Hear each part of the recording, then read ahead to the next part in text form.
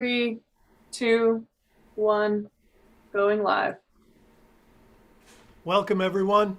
Welcome to the second night of the 25th annual Fisher Poets Gathering. And we're starting off this evening's schedule with a tribute to our good friend and Fisher Poet extraordinaire, John Campbell. John was from Rhode Island, came out to Fisher Poets the same year I first came out, 2006, and quickly made his mark there. John passed away last month in January, and we are all going to miss him. His music, of course, will live on, music and words. So we have a ton of people who want to try to work in the next hour or so. So we're going to get started right off the bat. We've got Larry Kaplan, who is our first presenter. And Larry, you there? Yep. Thanks, Dano. In the 25 years I knew John, I heard him perform this song only a few times. And I think it was one of his very best gifts to us, because it reminds us of all what it means to live in a free land despite its ups and downs.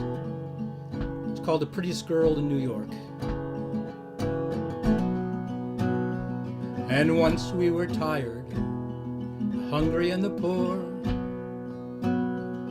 and the great huddled masses who stood at her door. And she promised us property, shelter and worth. She's the prettiest girl in all of New York. And like no fragile flower, lovely or plain, see her winter and summer in the hot sun and rain. And yet she's the loveliest one of them all the same. And she took us all fairly, the last or the first, and she fed us and clothed us, she saw to our thirst. Though she must have had seen sights that would make her heart burst, some at our best and some at our worst. And like no fragile flower, lovely or plain, see her winter and summer in the hot sun and rain. And yet she's the loveliest one of them all the same.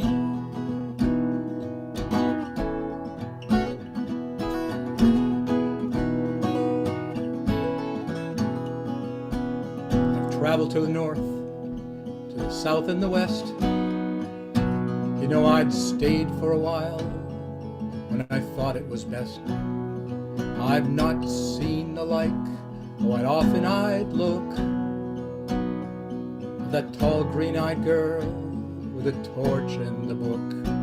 And like no fragile flower, lovely or plain, see her winter and summer in the hot sun and rain. And yet she's the loveliest one of them all the same.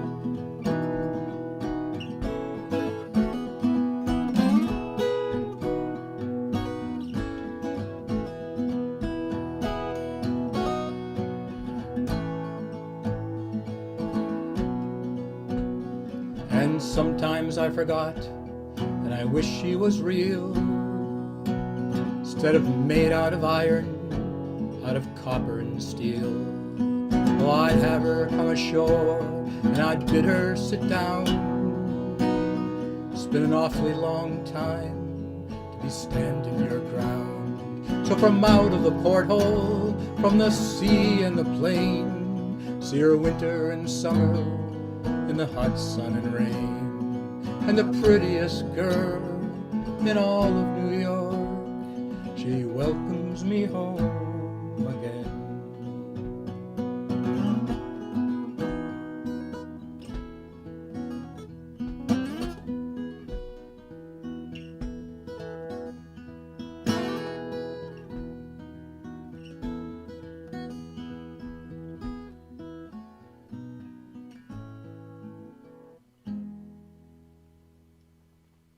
Keep on fishing, John, and be in peace.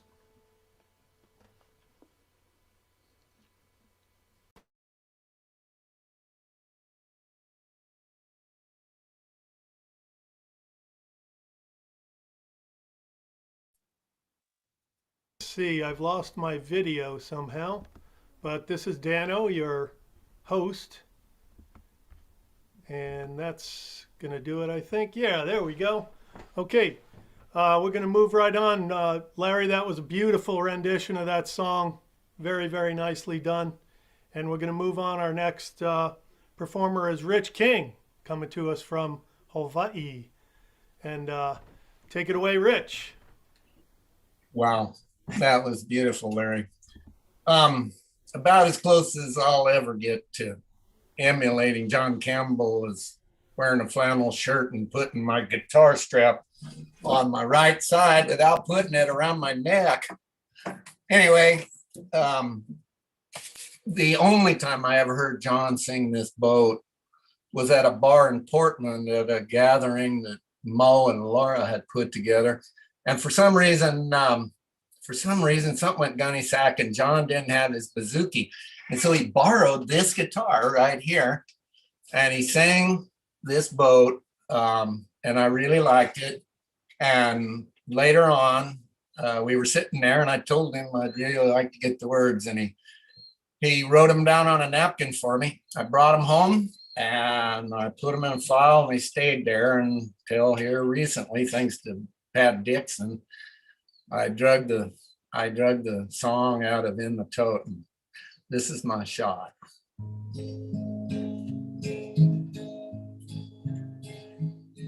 Well, I was downtown getting breakfast just a couple of days ago, standing at the register to get a regular to go. And this old fisherman was talking to an eager beaver kid.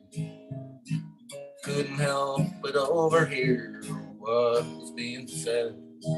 Says, yes, I got a boat for sale, but it's more than you can pay. Besides, you'd never get caught up, it'll cost you every day. And yes, I got a boat for sale, but you only gotta tell you, get a whole lot less than when it came to me. Used to be with this boat, you could put something on your table. Now you might as well tie it up as put it out to sea.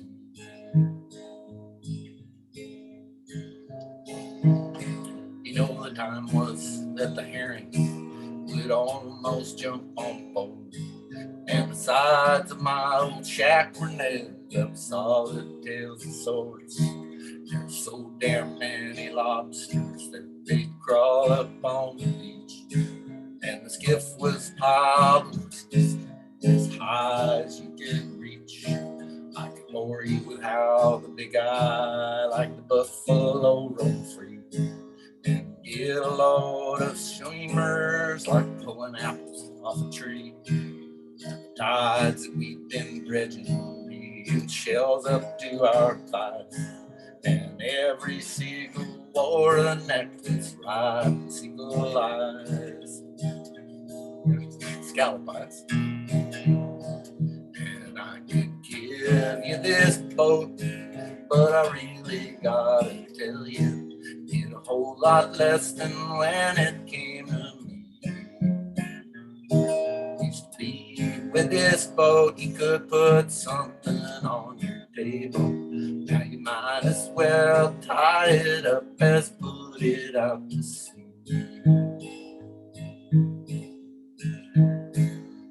Know that time was with this boat, you could fish as you saw fit. When you went and what you got, no one cared a bit. Now it's all got so extensive, and only the fish is cheap. And you got some guy from the government to tell you what to keep. You couldn't use a boat like this, no, you'd never make it pay. You'd be keeping ugly fish we used to throw away. Push back his chair disgusted, I've said all I got to say. So kid, go home and read Spartino, we'll talk another day. And I could give you this boat, but I really gotta tell you, get a whole lot less than when it came to me. Used to be with this boat, you could put something on your table. Now you might as well tie her up as put her out to sea. Might as well tie her up as put her out to sea. Thanks for having me. Great job, Rich. Always loved that song, and you did a very good version of it there. That was awesome. Thanks. Thanks for being here. We'll move right on with Mo Bowstern. Mo, are you out there?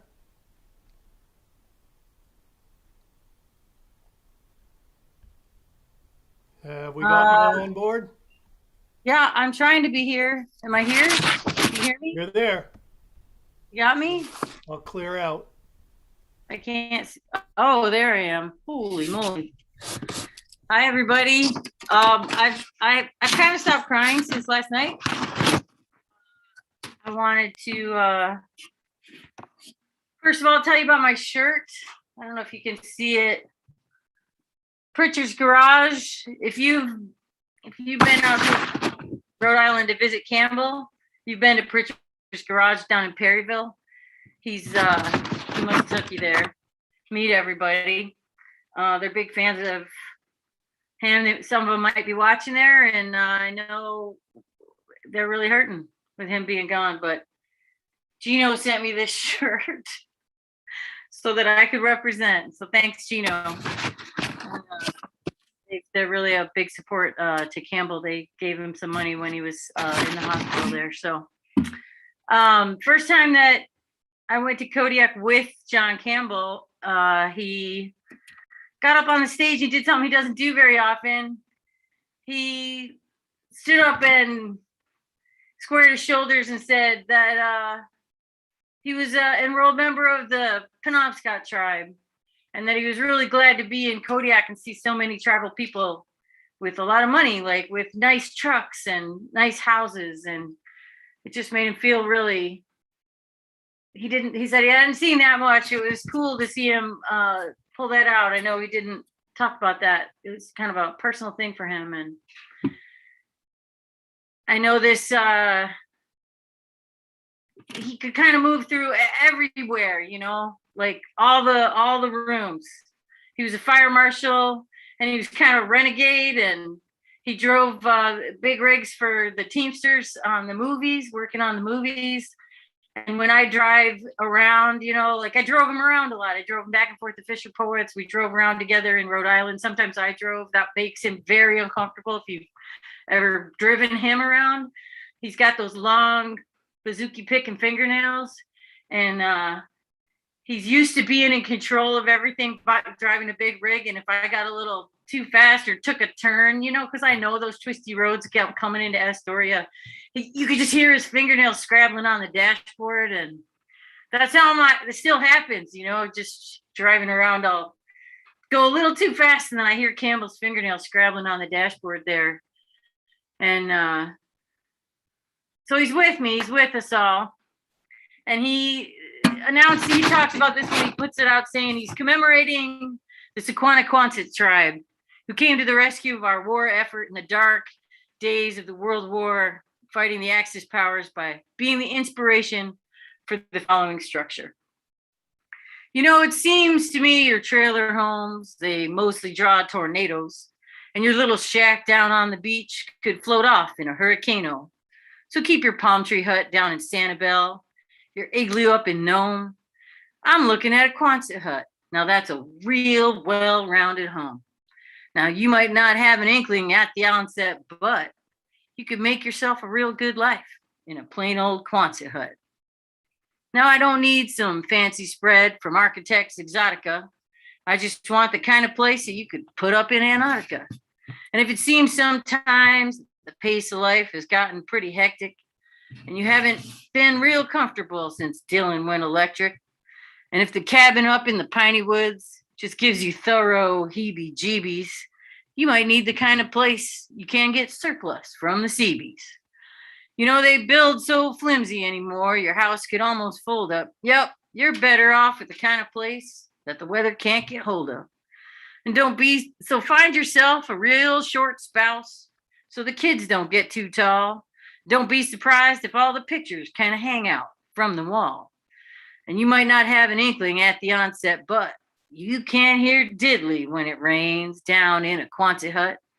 I know you think this piece of work is mostly nonsense, but you'll be galvanized when next you see the lowly Quonset hut. And I thank you to John Campbell, and my heart goes out to Marina and Houlihan and the rest of the Rhode Islanders, as well as all of us at FisherPoets. And my video went away for some reason, but I think you can still see me. So I'm just going to say goodbye. All right, thank you, Mo. Beautiful, beautiful rendition of that. That was a great job. And glad you could join us for this tribute to our good friend, John Campbell. So next up we have John Broderick. John, are you ready to go there? Well, I'm ready enough. Yeah, it's great to be with you guys. And remember, John, you know, I don't think I'd know anything about the East Coast if it weren't for Campbell. And, well, my buddy Jay's taught me a thing or two about Maine. Those 2 trips I had to Rhode Island, and it's amazing you can travel so far and know so little about that country and then feel right at home with Campbell, the way he took us around and just let him into his life. I really appreciated that, like I know we all do. I thought he's one of the last of that kind of guy. Well, he used to haul home up the wind, carrying dories and the oars, and they sailed out from the port of Gloucester, converted to the nets and doors, and they cut the masts a few years back, leaving just these 2 short twigs. But you always know her by her lines, the last of the eastern rigs.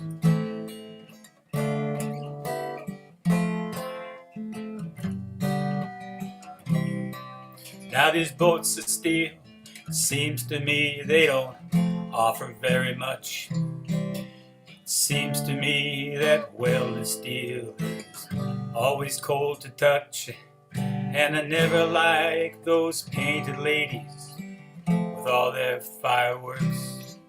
And who could trust a vessel born amidst the sparks? So I don't care if they'll lend me the money, 'cause a banker never was a captain's friend. And this old boat, she's running smooth as honey, and there's dollars on the southwest wind. And the way she bubbles up like coffee as we're setting out to gear. And if there's a God in heaven, she'll float another year.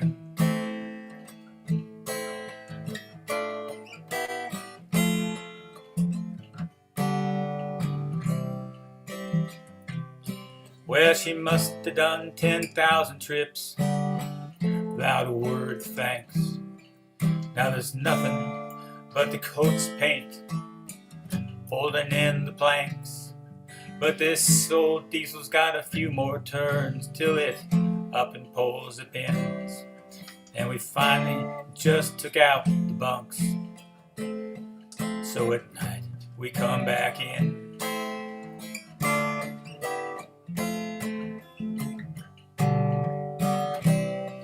'Cause insurance, they want too much money. The agent never was the captain's friend. And this old boat, she's running smooth as honey, and there's dollars in the southwest wind. And the net's spread out like a blanket, 100 yards astern. One day she'll go steaming out, never to return.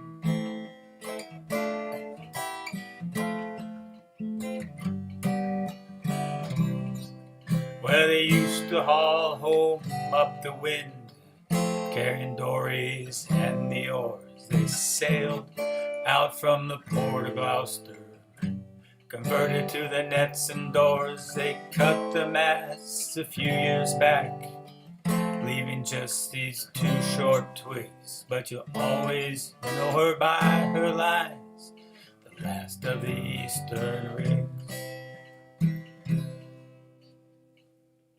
Campbell.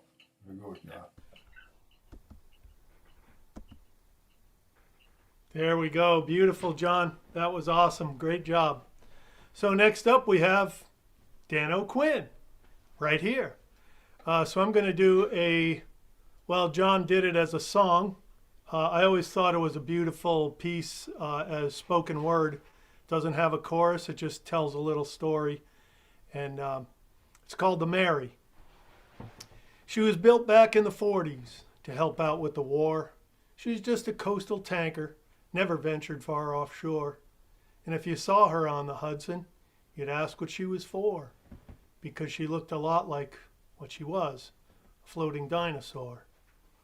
And as she brought a load of benzene from Bayonne to Hackensack, or the bunkers down to Brooklyn and the high test coming back, see the captain up there ringing bells like a trolley on the track, with her scale built up like calluses and a fire in the stack. She would scatter schools of whitefish when the screw began to turn. She'd always blow a smoke ring when the stack began to burn, and you had to shut the engines down before she'd back astern. I guess now all those tricks to handle her, no one else will learn. Because up there in the wheelhouse now is the silence of the bells. No more passage to Poughkeepsie, from the Congo to the Kills. And though a master knows his vessel, from the radar to the keel, a man's a man for all of that. A ship is merely steel. So now the Coast Guard says her days are done. To the smelter she must go, to make guardrails out in Iowa, or to plow New Hampshire snow. She'll go where they are wanting steel, her last sea voyage made. And they'll be cutting up the Mary. She's just a million razor blades. But then at dawn, some sunny morning, her last trip shall begin, as she rides the crest above your lip to the trough beneath your chin. And she's at last a shiny cutter, riding on the foam so sleek. And may the Mary still go lightly as she sails across your cheek. I'm going to miss beautiful stories like that seem to spring from John's pen. And I'm also going to miss his laugh on stage, as I know other people will as well. John up there chuckling at his own quips as he spins a 10-minute yarn to introduce a 4-minute song. Rest in peace, John. And moving on, next we have up Shanghai on the Willamette. Bring a little more music into the powwow here. Yeah, let's get a little ready to go. Yeah, we're ready to go. Ready to roll. So, hi, Yeah. everybody. Yeah, thanks, Dano. Yeah, so I first, can you see us? Oh, you can see us. I first met John Campbell when we were up on stage at FisherPoets Gathering in the Wet Dog, and we sang this song that we had learned long ago from friends who learned it from friends, and somehow it came through the folk process. And so we sang that song, and it was a song we've enjoyed singing. And a guy I didn't know came up to the foot of the stage and said, "Hey, do you know who wrote that song?" And I said, "No." He says, "You want to meet the author?" "Sure." He says, "It's me. It's me." So that was my meeting John Campbell. Our introduction to John, and we've of course saw him a number of years and visited with him when he came out here to Fisher Poets. But when we sang this song enough, and then I realized it was there were too many East Coast place names, so I took it upon myself to add a verse or two and rearrange them and add some West Coast place names. And it's actually the version that's on his Yep, I Said That is the version that we've recorded. So, And you got a prop here. oh yeah, this is John. This is for you wherever you are. But we'll drink it. Yeah, we'll drink it later. So here's a bottle of Tanqueray. Tanqueray Martini. Yeah. So Tanqueray Martini. Please sing it with We us. expect you to sing you loud on the choruses. Are you ready? I'm ready. Well, we sailed out of Puget Sound with a fleet of stink pots all around. When from up on deck the call came down, Tanqueray Martini, oh. And all the captains and the crew must have the drink you can see right through. There's really nothing else we'll do. Tanqueray Martini, oh. So haul your sheets back with one hand. Set your drink down if you can. And we'll never sail out of sight of land. Tanqueray Martini, oh. It's 9 parts gin to 1 vermouth. The sailor's friend, ain't that the truth?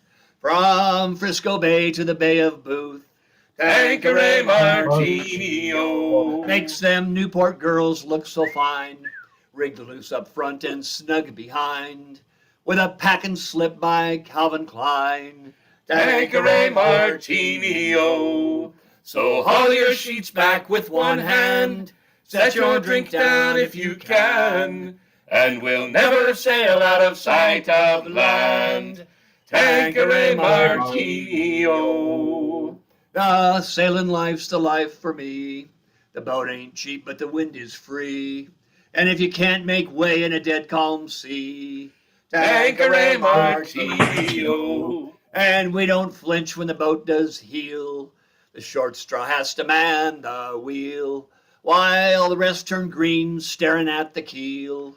Tanqueray Martini, oh. So haul your sheets back with one hand. Set your drink down if you can, and we'll never sail out of sight of land.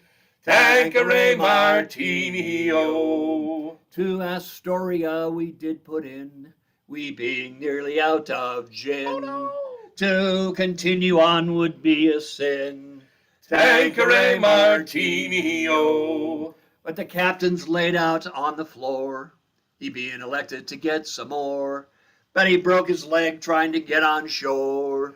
Tanqueray Martini, oh. So haul your sheets back with one hand. Set your drink down if you can. And we'll never sail out of sight of land. Tanqueray Martini, oh. As we sailed back to Puget Sound, we struck a shoal and ran aground. But we don't care, pour another round. Tanqueray Martini, oh. And when the urge next strikes to sail away, I think that we'll just spend the day with the anchor dropped in our mooring bay. Tanqueray Martini, oh. So haul your sheets back with one hand. Set your drink down if you can.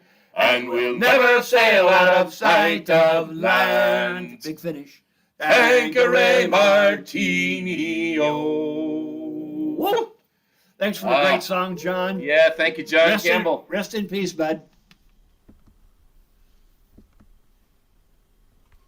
Great job, Shanghai on the Willamette. If you're just joining us, we are in the midst of Campbell's last set here in the 25th edition of the Fisher Poets Gathering. Remembering our good friend, fellow Fisher poet, John Campbell. We also lost another friend of the Fisher Poets in the last year. Mick Hassan was our sound man for over a decade down there in Astoria. And even after he moved away, he would come back every year, just like the rest of us, and put together a crew. Especially, he did this for about almost a decade, I think. And at the time, Fisher Poets Gathering was growing exponentially, so it became tougher and tougher every year. And Mick just did a fantastic job, so we want to remember him at this time, as well as some of the other Fisher Poets who have crossed the bar over the years. Right now, we're going to move on. Our next performer will be Doug Rhodes, who's on a ferry somewhere between Ketchikan and Prince of Wales Island up in Alaska. And Doug, are you there for us? I think I'm there. Am I there for you? Okay. You here, Doug? You see me there? We do. Okay, good. All right. All right. Well, I'm a salmon fisherman up in Alaska, and we all believe that Atlantic farm raised salmon are bad. And one year, John showed up at Astoria with his take on it. He said he got tired of everybody talking about salmon, and that there were salmon on the East Coast too. And so this was his take on it, the difference between Atlantic and Pacific salmon. You know, I've seen your wild Pacific and your coho and chinook, sockeye, dogs, and humpies, some in the net and some on the hook. And even school kids know the tale. When to the ocean they have gone, why, it's after a couple years or so, it's back upstream to spawn.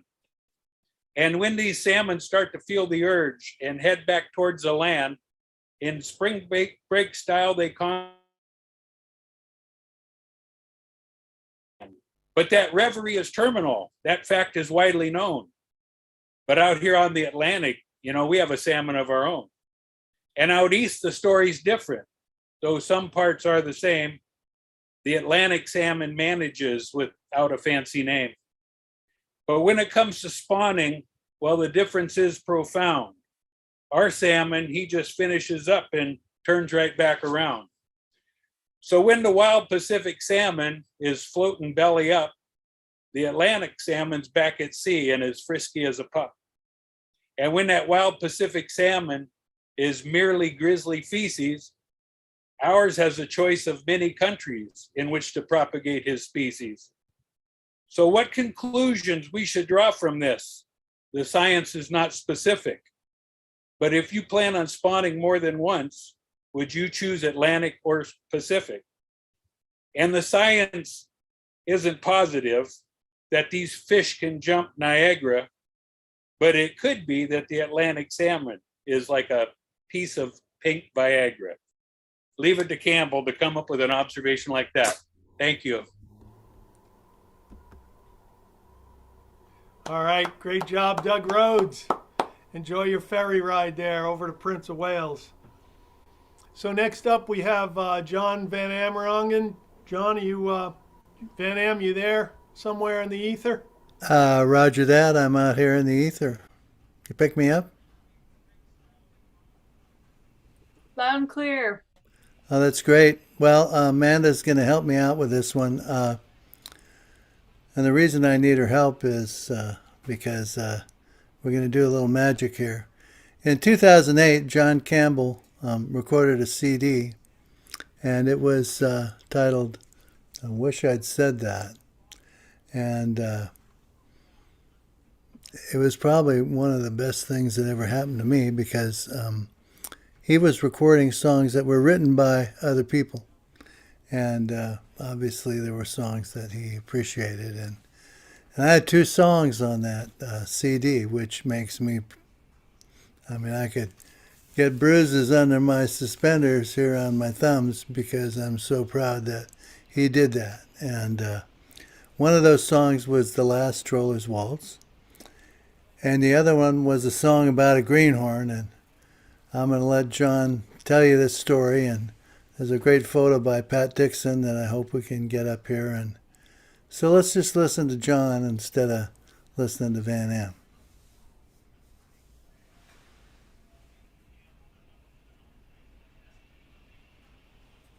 Bear with us.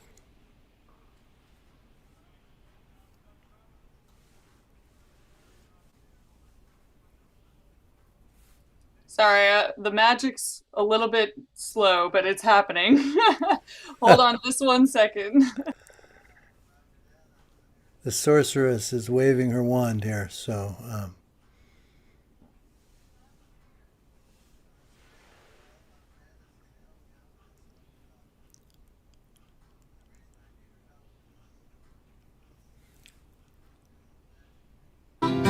When he hopped off the ferry in Ketchikan, he was fresh as a little pup.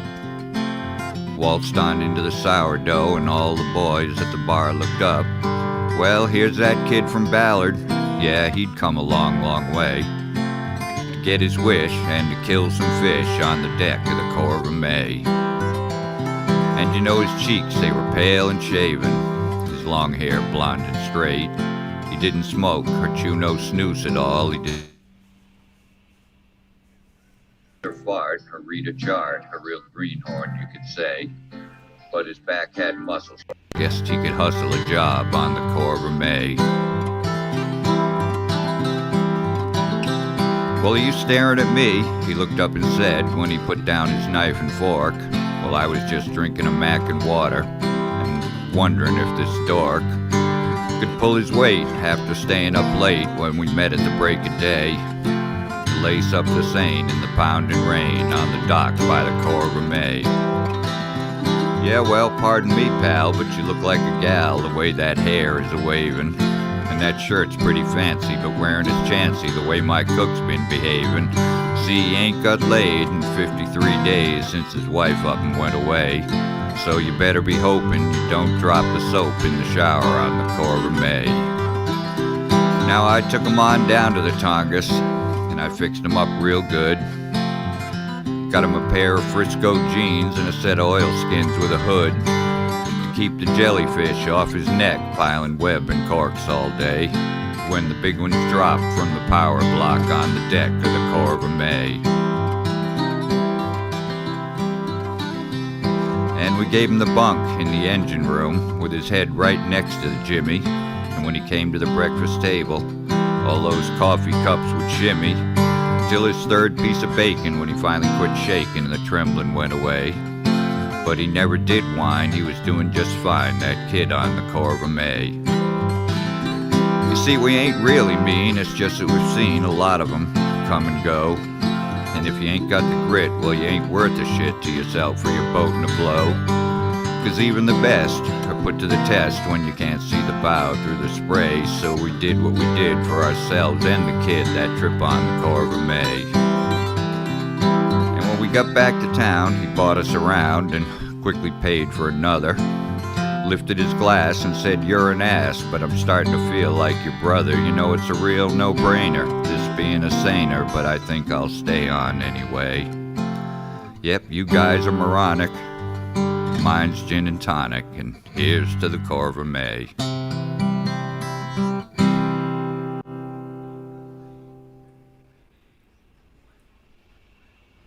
Awesome.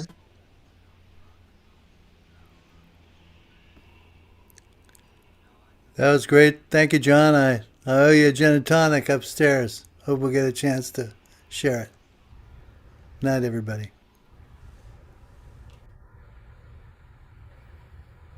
Oh, I don't know about the rest of you, but I got chicken skin actually hearing the voice of the man himself.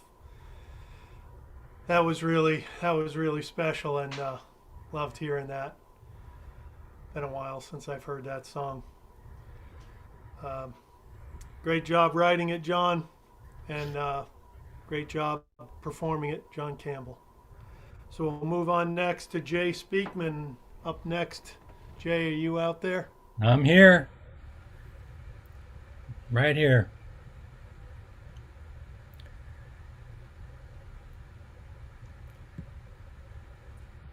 Here I am. You're up. All right. So I picked one of John's. I won't go into all the great times we had, but I, along with John Broderick, went back east and got shuttled around and saw a little bit of John Campbell's world. It was really fun. But anyway, when it was time to pick a song to remember him by, I was attracted to something he wrote that was an original by Wallace McCrae, a cowboy poet. He rewrote it in his own words. And so I thought, well, that would be appropriate. It's called Reincarnation. And so I took this CD out of the case, stuck it in a CD player, and to my surprise, I was able to put my laptop next to it on the speaker, and there's a little icon there for a microphone, and I hit record and I started playing the song, And I'll be darned if John didn't sing these words right onto the page. So I never had to type it. And that's why I believe in reincarnation. It kind of goes like this.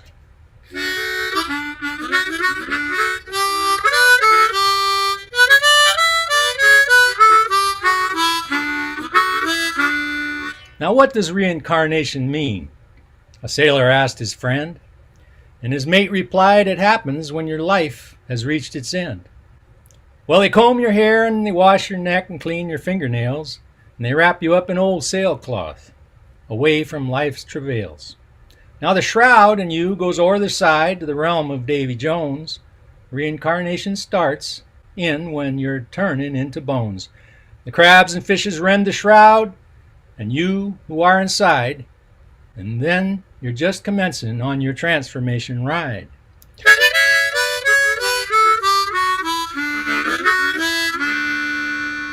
And in a while the seaweeds grow upon your rendered mound, and there upon your vestiges a sea anemone is found. And say some whale should happen by and graze upon this flower that once was you, but now's become your aquatic bower. Now this little snack the whales ate, up with his other feed, makes blubber, bone, and muscle essential to the breed. But some is left that he can't use, and so it passes through, and it lays there on the bottom, this thing that once was you.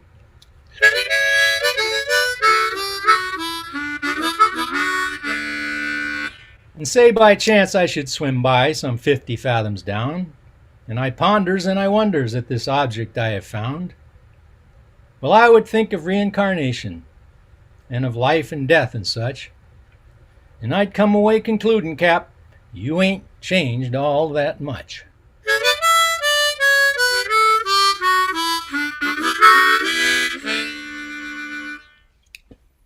Thanks. Thanks to John for writing it.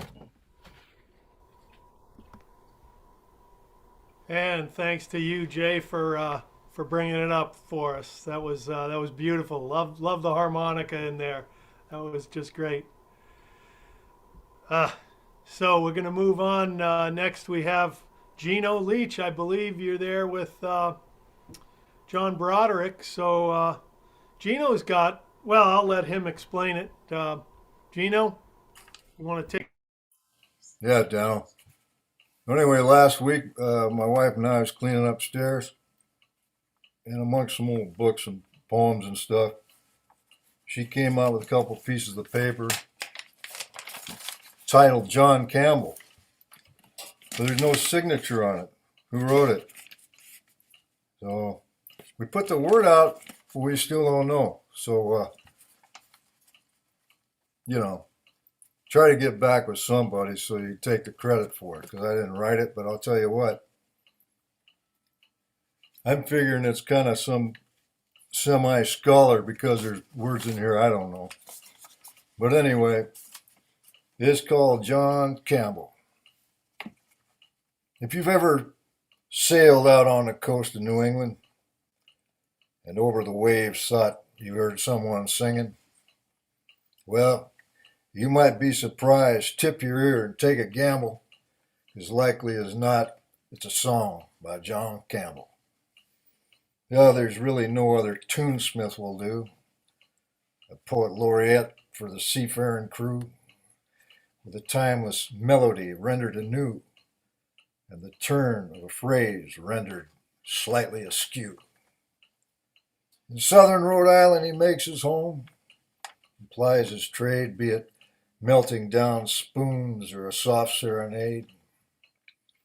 And his way with a rhyme, being subtle and wry, can oft bring a tear to the hardest man's eye. He can whip up some Irish and play their best jams, but he'd rather write songs about lobsters and clams, about whalers and mermaids and ships made of tin, hard captains and soft yachties stinking of gin. Now the original poet, philosopher, wit, he could write a good song about taking a shit. And what other poet imagine a reel leaves you feeling empathy for an old piece of steel. Now, some call him crazy, some call him kooky, playing 12-bar blues on an 8-string bouzouki. But that's just his style. He likes keeping you guessing. Hell, half the time, he just giving a history lesson. He'll tell you a story that'll make your heart ache, and he'll pull on those strings till you think that they'll break. And just when you feel like a fish on a gaff, he turns it around and making you laugh. And you're wondering how he can keep in control all those visions of death and watery hole, and mysterious legends born up from foam. Well, he's not telling stories. He's bearing his soul. And that's why his songs all have lives of their own, and his poems on other men's voices finding home. 'Cause it's hard to resist something cleverly written, and once learned, it's hard not to be overall smitten. So now, they all sing his songs, never bought, never earned them. Fully half of them don't even know where they learned them. Handed down, carried on, traded, bartered, and gifted. Smiles exchanged, tears held back, overall, spirits lifted. And on some schooner's deck with an old ukulele, there's some scallywag singing a new version daily. That's okay with John, though, he says. Finders keepers. What the hell? I just pull them out of the ethers. And if they choose to roam the ends of the earth, well, I'm happy to just play a part of their birth. So if that attitude throws a wrench in your grease, just consider it John's form of catch and release. Now you're probably wondering why this oration, this ubiquitous splurge of questionable duration. At the end of the day, it is just all a nod to the man and his legend at all. Well, every good sailor's been around the horn once or twice, and I reckon you're not keen on taking advice, but where air on land or these seas you should ramble, just be sure you're singing some songs by John Campbell. Thank you.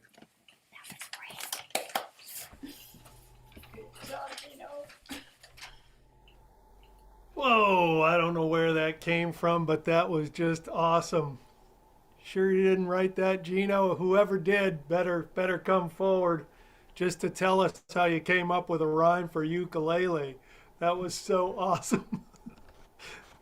And John would have got a big kick out of that. Good stuff, Gino. Thanks for joining us here in our tribute to our Fisher poet friend, John Campbell.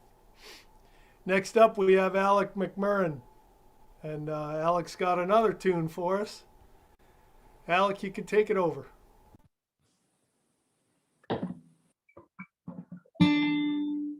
Hello. You know, I didn't know John for all that long a time, but I've been playing his, met him down at the Fisher Poets years ago, and I sure appreciated what he was doing. And I've taken to playing his music on my radio show up here in Petersburg occasionally. And this is a song that I play every chance I get. Courageous man that he is there, taking up the bouzouki like that. Gino mentioned that. I was on the docks the other night when everything was still. I saw them Point Judith girls. They was dressed up fit to kill. They wore Helly Hansen camisoles and oilskin lingerie, 'cause Frederick of Galilee had dressed them up that day. Well, I loves a girl in waders and an old bikini top.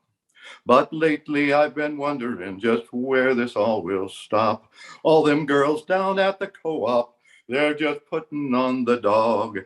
Since old Frederick of Galilee sent out his catalog. And he sells a tiny, viney teddy she can wear out on a date. And if things don't work out so good, she can wear it string and bait. He's got appropriate apparel, whether calm or whether rough. And if it's not naughty or it's nautical, oh, Freddie's got the stuff. As for fishnet stockings, they make sense, I confess, as long as they've been shook out and they don't leave too much mess. And if your sweetie's worried how the seams run straight behind, well, here's your chance to show her that you're pretty good with twine. Give her the spandex down-filled bodysuit where the fasteners won't rust. It's sure to keep her warm at night if the industry goes bust. Give her the silky gillnet wrap around with the floats to match her eyes. That goes good for fur-trimmed hit boots with the flares around the thighs. And there's a full uplift flotation vest in a lazy pastel hue and a peekaboo survival suit that will always see her through. So give her the polypropylene garter belt or the PVC chemise, cause old Frederick of Hollywood of Galilee put the sleeves back on the 7 seas. And I've got a secret for Victoria. She's really missed the boat, cause Frederick of Galilee is keeping them afloat.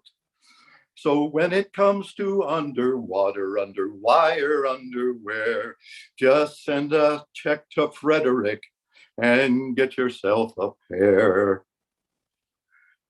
Thank you so much, John.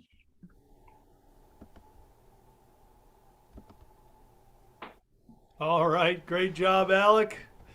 That's another favorite of mine. Sung that song many times myself up here at sea shanty sessions in the Pacific Northwest. Next up, we have Elma. Elma Burnham, are you out there? I'm here. Thanks, Dano. I have a song from Catch and Release, and I did not quite get it together to do it as a song, but I'm really happy to read it for y'all this evening. This is Ulysses the Fisherman. It was late last September. I was pulling some pots out by the Southeast Light, and I was thinking about quitting, going home early, when I beheld me a wondrous sight. It was a raven-haired beauty way out from shore, just paddling out through the swell. You know, I might have gone swimming with some bow-legged women, but none of them did it as well. She was moving along at 8 or 10 knots, and her bow wave and wake, they were fine. And I banged up my elbow and bloodied my nose as I scrambled to throw her a line. And she backed it right down and came circling around and threw a hand up on the rail. You know, the part in the sun was all at number 1, but under the water was tail. Well, I was sorry, I think, I ever once had a drink as I watched her there bobbing around. Then up from the chop popped 2 or 3 more, all singing a melodious sound. And they circled the boat like synchronized swimmers, and they called in a manner most sweet. Well, I decided right then that all things considered, I liked my women with feet. And I gotta admit that on days such as this, life seems an elaborate joke. Well, I told them I'd join them, but I'd be no fun because I couldn't swim one single stroke. And then I was thinking, as I motored back home, how I'd get insulted for days, because who could I tell such an outlandish story if I didn't come home with fillets? They'd say you couldn't be too much of a fisherman if you let that get away. They'd say you couldn't be too much of a fisherman if you let that get away. Thanks. It's an honor to share this celebration with y'all. Super. That's great. Thank you, Elma. That was just so good. Ulysses the Lobsterman out of Block Island, I think he was. If you're wondering why we're blasting through this so fast, we're not really telling Campbell stories too much here. We just got so many people in line that want to contribute a little something that we're just trying to keep things moving along so we can finish up before we have to start the next set. So we're going to move right on, and next we have songwriter Mary Garvey from down there on the Columbia. Mary, you there? I am. Can you hear me? Oh, I swore I wouldn't say that. Okay. I'm going to do the Providence Waltz, and the words are posted way up high at the beginning of the chat. Providence Waltz. You can see us all stamping at the mud hole downtown. We're in family court, we're all shuffling around. As you take a step forward, you take a few back. You do the Providence Waltz like a migraine attack. You kinda know me, and I kinda know you. We're mostly hanging round, don't have a whole lot to do.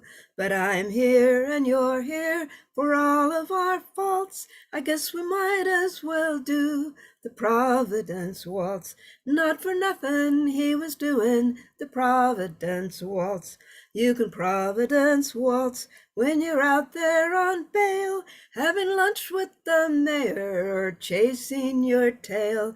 You can waltz on the platform or up on the hill. I say we're all leaving, but we're waltzing here still. I've seen you before, and you've probably seen me. We might have waltzed once before where the pen used to be, and you might be my cousin or live with my friend. But if we waltzed once before, well, we'll do it again. I lost my heart when I was doing the Providence Waltz. You can waltz with that bug on Route 95. Make your way to the end of the registry line. Just get 3 all the way with celery salt. And you can eat while you're dancing to the Providence Waltz. You kinda know me, and I kinda know you. We're underemployed, don't have a whole lot to do. But I'm here and you're here for all of our faults. I guess we might as well do the Providence Waltz. And that's 1, 2, 3, 1, 2, 3, Providence Waltz. 1, 2, 3, 1, 2, 3, Providence Waltz. Narragansett as you dance it.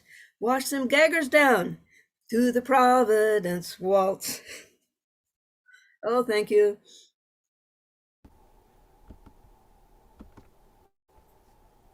Great job, Mary Garvey. Thank you for joining us, and now for giving us the Providence Waltz.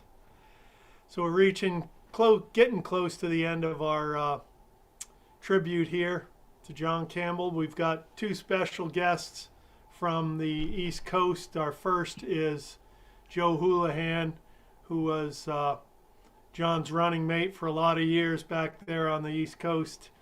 It's where I first heard of John Campbell's music, when he was singing with Joe, a band called Houlihan and Campbell. So we're going to turn it over. Oops. I think we're good. You good? Go Hello, on ahead. everybody. Yeah. You can all hear us. Okay, yeah, good on you from the East Coast. Marina Campbell and I here. Campbell and Houlihan doing a little gig in honor of John. A quick little story. St. Patrick's Day, 1996. I wrote a rock and roll song called Rockin' the Boat. In the summertime, I'm sorry. And we had all the tracks done, the guitar, drums, bass. It was a rock and roll song. John, mandolin, he did the mandolin track on it. He had to put an Irish pipe track on the back end of the song. Comes in from playing a gig for the mayor of Newport on St. Patrick's Day. It's freezing cold outside. Campbell comes in, takes the pipes out. He can't get them in tune because the reeds are compressed. So he's messing around with the pipes, the engineer and I are watching this. We set the EQ, we get everything going, and we say, okay, Campbell, take a run at this, play the hell out of it. We're going to jack the volume up because we can always put some affect on the end of the song. It's an outro. So the engineer runs the tape. Campbell's with his Irish pipe sitting there, and he's playing these things, almost popping off. He is popping off the stool, playing the uilleann pipes like a Stratocaster, bending the notes, pumping the bellows, pressing the bag, contorted. And I'm thinking, there's no way in hell he's going to get this. We're going to be here all night. The engineer's looking at me and he says, should I keep recording? Can we keep? I said, keep going, keep going. At the end of it, we played it back. But Campbell looked at it. When he finished, he looked at me and he shrugged like, well, what? Should we do it again? I said, Campbell, come in here. We listened to it. It was a 1 in a million shot. He nailed the take of this very complex pipe melody with cold bagpipes. He pulled it off. It was astounding. John was an extraordinary writer, obviously, but his musicianship cannot be understated. It was a moment that's baked in my memory. It'll never go away. I had to share that. Glad to be here. Well, I don't know if we still have time left. I'm hoping that we do, but I'm thrilled to be here. This is now my second time at the gathering, and I didn't ever think I'd participate, and especially under these circumstances, but I'm really grateful to be here and thankful to have you all in this community. So I just wanted to share a song from my dad. I've got his guitar here, so I've got a little piece of him. And this song to me has always, I've always felt really connected to the water as a way to just kind of ground myself and remember people and places. And I think I'll let him do the talking, with his profound wisdom. So anyway, this is Restless Waters, and I'll try not to spin too long of a yarn.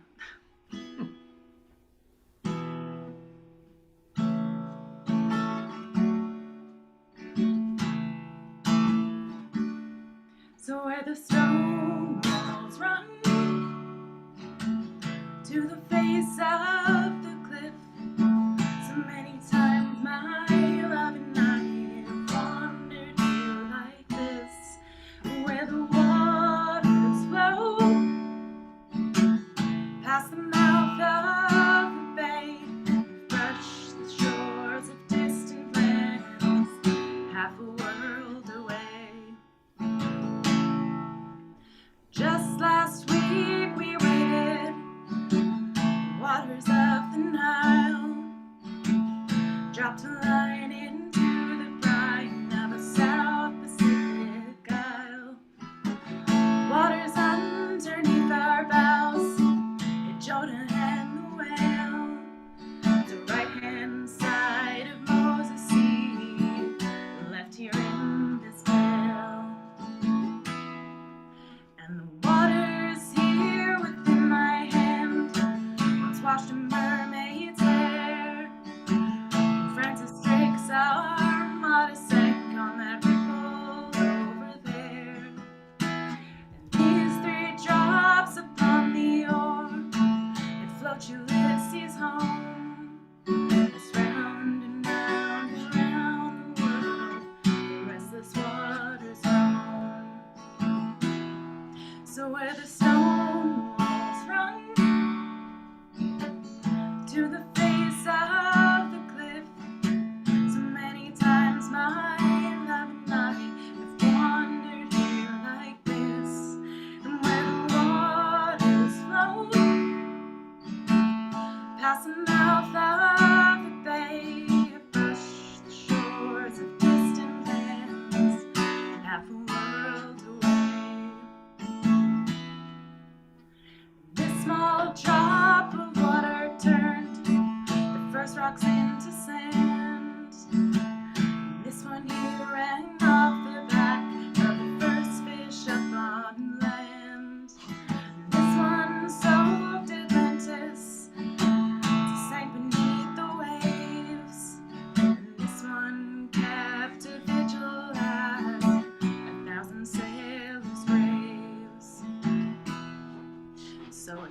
times we might be rowing out upon the China Sea, or dropping pebbles in the blue from the beach at Normandy. We soaked through by a breaking wave that came from Botany Bay. It's round and round and round the world, the water flows each day. So where the stone walls run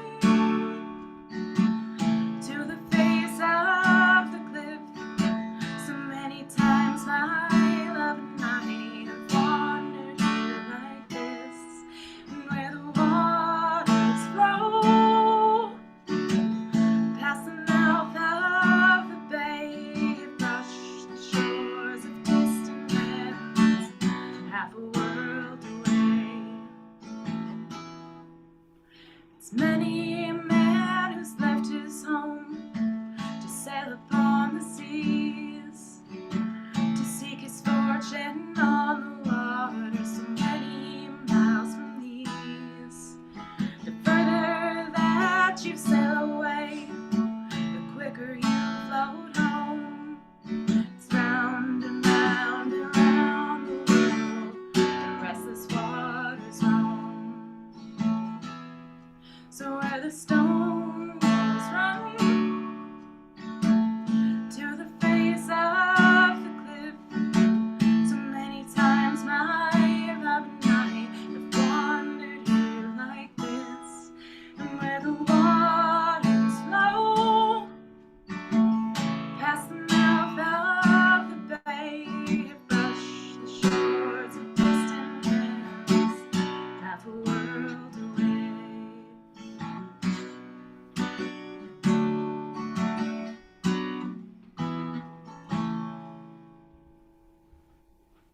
Sending love to you all. Thank you all for being here. Bravo, Zulu, Marina Campbell.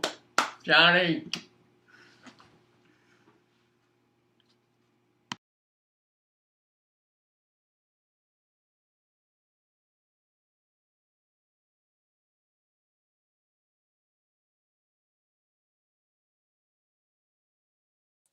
Dano, I think we got you on mute.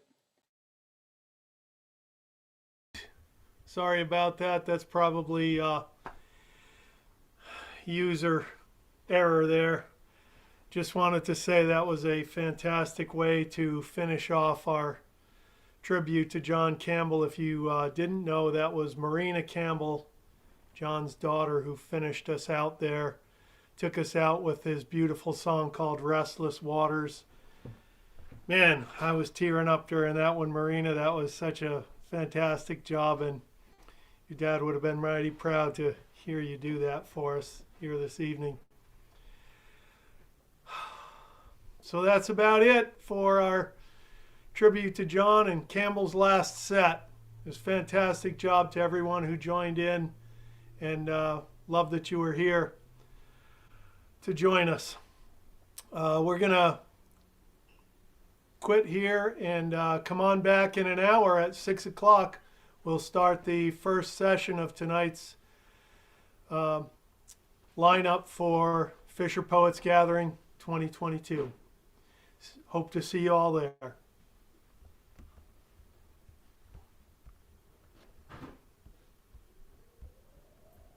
Adios.